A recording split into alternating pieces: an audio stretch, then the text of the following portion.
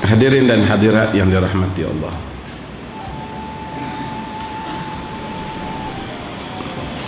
kita dalam perjalanan hidup, daripada hari kita lahir, kita balik, sehingga seterusnya kita melalui perjalanan ini sehingga kita jumpa Allah Azza wa Jalla. Walaupun berbagai-bagai nama, jawatan, tempat tinggal di macam-macam orang, latar pendidikan, tapi Allah Azza wa Jalla ciptakan kita satu saja. Kita selalu ulang dan semua kita hafal. Wa ma khalaqtul jinna wal ins illa liya'budun. Aku tak ciptakan jin dan manusia. Aku tak ciptakan jin dan manusia melainkan supaya mereka itu beribadat kepadaku, untuk memenuhi maksud ibadah ini.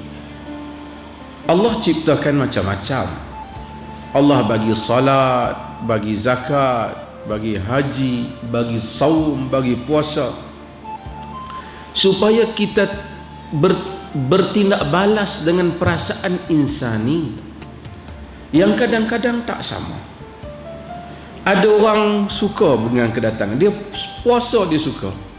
Ada orang zakat dia suka. Ada orang semayang dia rajin. Allah tahu tabiat manusia. Allah jadikan peringkat wajib dan peringkat sunat bagi amalan-amalan ini. Yang wajib semua orang kena buat. Allah mahu daripada kita supaya kita faham kepada maksud ibadah. Maksud kepada semua ibadah ini, salat, puasa, haji, zakat, ialah kesemuanya ini ialah mentauhidkan Allah Azza wa Jalla. Inilah slogan utama Quran, iaitu tauhid. Sebab itu qul huwallahu ahad mempunyai makna yang besar, kerana ia mentauhidkan Allah. Jika orang tak faham, maka dia akan tersasar daripada tujuan ibadah. Saya baru balik daripada Mekah 2-3 hari. Ada program tetamu King Raja Salman. Saya suka dengan satu cerita satu hamba Allah saya jumpa. Dia cerita bagaimana datuk dia dulu ni masuk Islam. Dan cara kebetulan Ustaz Usinji pun ada cerita yang sama. Dia cerita yang sama. Tapi dia cerita pada saya orang. Dia kata datuk dia dulu ni masuk Islam. Masa zaman Sabah duk kempen orang masuk Islam. Bila masuk Islam, jadi sebagai hadiah kepada saudara-saudara baru zaman Tun Mustafa, dia bawa saudara-saudara baru ni pergi Mekah. Masa mereka masuk Islam, mereka diterangkan Islam ini agama tauhid, agama yang tak menyembah selain Allah, agama yang anti syirik, berhala, batu, kayu, semua ni Islam tentang. Dia cerita bila datuk dia mai, datuk dia tengok-tengok Kaabah, datuk dia terkejut. Tengok mereka sembah batu. Kemudian pergi ke Arafah, batu lagi. Kemudian pergi ke Muzdalifah, kutip batu. Kemudian pergi di Mina, melontar batu. Lagi banyak batu-batu ni. Jadi dia balik, dia keluar Islam, murtad. Dan ramai yang murtad kerana pergi ke Mekah, kerana tak diterangkan tentang maksud tauhid ini. Apatah lagi dia pergi tengok yang jenis jahil, bukan duk pergi tawaf, duk pergi genyeh batang hidung dekat Kaabah, tenyeh badan lah, garu kambu Kaabah lah, tenyeh tu tak kira hak dia Malaysia duk cium kasut lagi. Jadi dia tengok lebih sakan, kerana yang dia tengok hak buat tu tak faham, dan dia pun tak faham. Sedangkan apabila kita pergi, kita sebut labbaika la syarika laka labbaik, labbaika, kita bertalbiah kepada Tuhan dan la syarika lak, tidak ada sekutu bagimu. Orang Islam tak pi sembah berhala. Sebab Sayyidina Umar tunjuk kepada Hajar al-Aswad, wallahi innaka la tadur wa la tanfa, laula ra'aitu Rasulullah qabbalakum la uqabbilu. Demi Allah, engkau tidak memberi manfaat dan mudarat jika tidak karena aku melihat Rasulullah menciummu, nescaya aku tidak akan menciummu. Karena akidah yang jelas. Macam itulah juga puasa ni. Kita puasa sebab tu tujuan puasa antara yang besar ialah mentauhidkan Allah di dalam ibadah. Was-sawmu li wa ana ajzi bih, kata dalam hadis qudsi. Puasa itu untuk aku dan akulah yang akan memberikan pahala kepadanya. Kerana puasa mengajar makna ikhlas. Kalau orang tak ikhlas, dia tak puasa. Mungkin dia puasa depan orang, belakang orang dia minum. Buat apa dia nak mengamalkan puasa? Nak tipu sekadar nak berlakon sikit-sikit sudah, jangan berlakon sepanjang masa.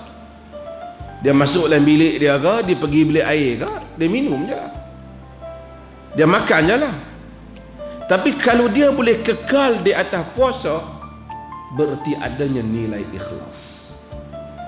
Mungkin orang solat, tapi masa dia solat, dia mungkin nak tunjuk ke orang. Sebab itu solat bersendirian, tahajud dan seumpamanya adalah solat yang tinggi nilainya. Kerana ia mengajar makna ikhlas, mengajar makna bersendirian antara kita dengan Allah Azza wa Jalla. Sebab itu antara hikmah kita puasa ni, kita belajar untuk qiyamul lail. Kita belajar untuk qiyamul lail. Nabi SAW dalam suratul Isra, Allah sebut, wa minal laili fatahajjat bihi nafilatan lak asa an yab'athaka rabbuka maqaman mahmuda. Ayat ni dulu. Allah kata wa minal laili fatahajjat bihi nafilatan lak, daripada waktu malam itu fatahajjat bihi, kamu tahajudlah padanya. Tahajud ni semayang malam, kena tidur dulu, sunnah.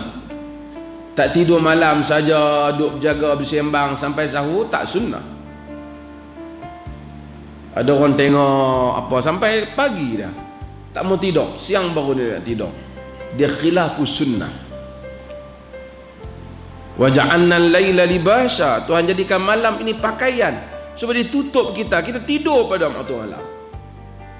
Sebab tu lepas daripada waktu Isyak, kalau tak ada apa-apa, duk pergi sembang, tak ada pasal, tak guna, makruh dan tidak disukai oleh salafus salih. Ada dalam hadis Nabi tak suka perbuatan itu. Gebang sampai pukul 3 pagi, tak ada satu pasal. Sebab tu orang tak main rumah orang ke 1 pagi. Telefon hang dah rumah pukul 12, sembang sikit, orang kata pagi esok lah. Sebab tu agama mengajar kesantunan. Fatahajjat bihi nafilatan lak. Perkataan nafilah maksudnya kita kata nawafil, sunat, tambahan. Tapi dalam konteks hadis ini, para ulama tafsir, konteks ayat ini, para ulama tafsir kata wa minal laili fatahajjat bihi nafilatan lak, daripada waktu malam itu bertahajudlah engkau, yakni khusus pada Nabi. Nafilatan lak sebagai tambahan padamu, maksud 5 waktu yang difardukan pada umatmu, tambah lagi 1 untuk kau, iaitu tahajud. Dalam erti kata lain, Nabi wajib bertahajud. Jadi tahajud pada hak Nabi wajib, pada hak kita sunnah. Tapi Allah Azza wa Jalla kata apa? Asa an yab'athaka rabbuka maqaman mahmuda.